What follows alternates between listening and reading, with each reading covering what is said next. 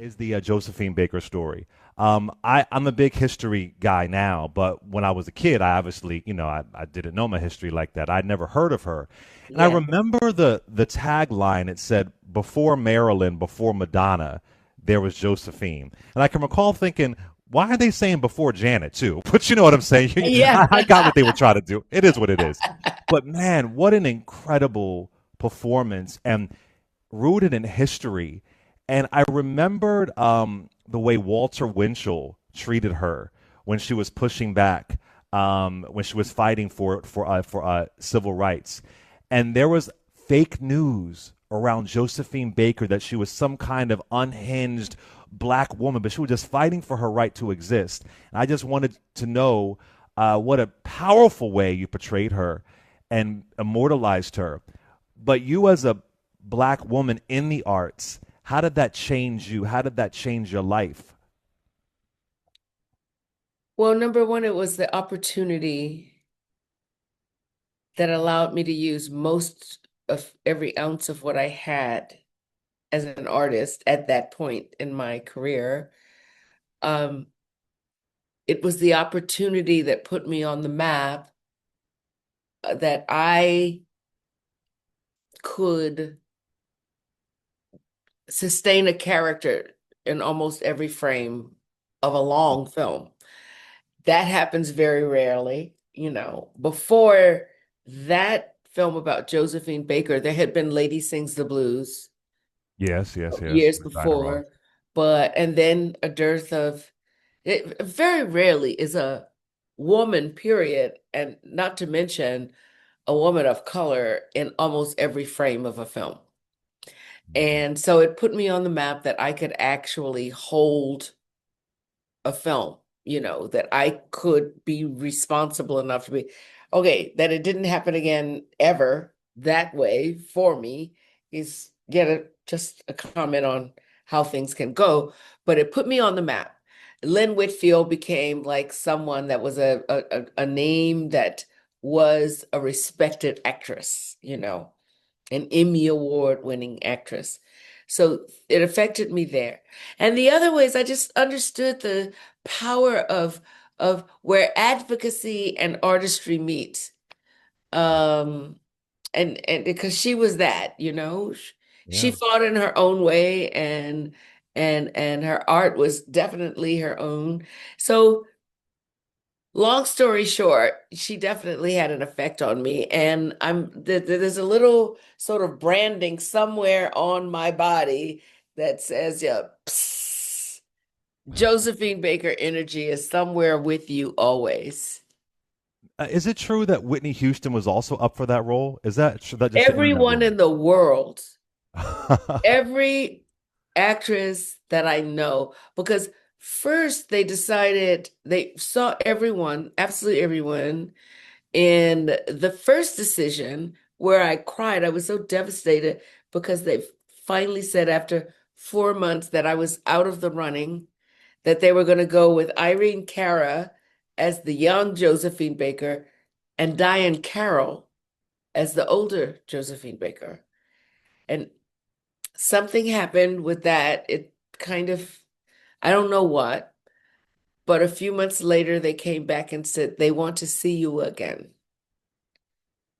and consider you again to play all of Josephine Baker, the young and the old. Um, which to that I was like, look, if they didn't know the first time, I don't want to be bothered with these people. I'm not going back in an office. I'll meet them in a restaurant. And I didn't have any authority to say anything like that. I did not have, there was no weight of, no gravitas to my whole situation. But I just said, no, I'm not going back in there. They hurt my feelings the first time. Let's go to a restaurant, and the table has to be round because I'm not feeling like I'm going in there. And we did. And then we sat down at that table and said, okay, we know that you've been in 5 million 100,000 times, but we just need you to do another screen test all the way through. All the ages are because we believe Reuben Cannon told them that you are the person who can pull it off. I said, okay. And after that 7-hour screen test, through all the ages and everything, that night they called my agents and said, your client, Lynn Whitfield, will play Josephine Baker. But it was a 7-month process. 7 months. Wow. Well, I mean, a few months of being dormant where I Right. drank too much Chardonnay. I think that was a drink at that time. Ain't nothing wrong with some Chardonnay now. I don't know. I don't know. It's kind of like too many, too many things in it. But go ahead. That was a long answer. You can edit that how you choose. I no, I love it. I could talk about that forever. But listen, season 7 of The Shy. We're super excited for it. Fans are eager to see your role as Alicia. You know, being even more expanded. I want to remind people it debuts May 18th on Showtime, but it streams Friday on May 16th on Paramount Plus. So, Yes. what can viewers expect from your character this season? Well, they can expect that Alicia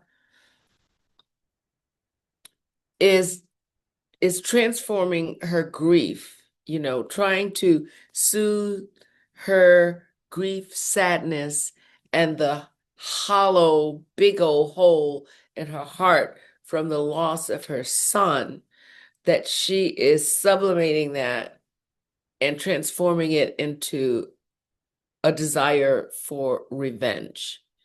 That she is, in fact, making the choice to follow the rules of the street, that you take something from me, an eye for an eye, a tooth for a tooth. So that's where she is emotionally. So they can expect that. You can expect from the entire company that there are people seeking power now that dude is gone, now that there's a rush for power, and there's always the development of these beautiful young people that you've seen grow up on television, always reaching for their next phase of life. You can see Alicia, my character, also seeking to fill that void through companionship, you know. Um, and a lot of roller coaster rides, hills and valleys, betrayals,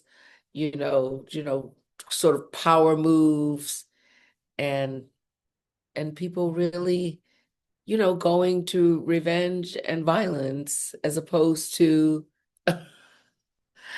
processing sadness and grief in other We, ways. we, we, we have to go soon, but I do want to ask this really quick. I don't know if you have, but I'm a big Phyllis Hyman fan. I'm from Philadelphia, and I wanted to know, did you ever meet Phyllis Hyman or have any interaction with her at all? I was just curious.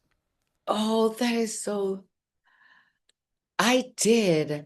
I think I met Phyllis Hyman in a small club in the West Village. It might have been the Blue Note. It might have been, one of those. You know how you just walking down the street and it's like, who's on tonight? And you look at and I think I just tipped in and met her, and she was so statuesque. I remember that. And I just love her voice. Oh my! Did y'all have a conversation? You know, there's always fangirling back and forth, but an intimate conversation, I don't think Right. we ever just sat down and spoke. It's like girlfriends or peers. Are you in search of Phyllis Hyman stories? No, no. I just love True. her. So anybody that I I love her ask is, too. oh I my love her. gosh, I anybody love that her I, phrasing. I love her. yeah. I love her voice. I love her musical instincts, her styling.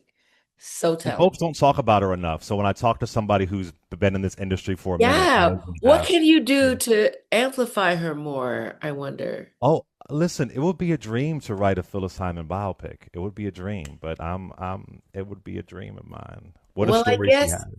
I think this is my year to manifest things that I have in my head, and maybe you should just at least write the treatment.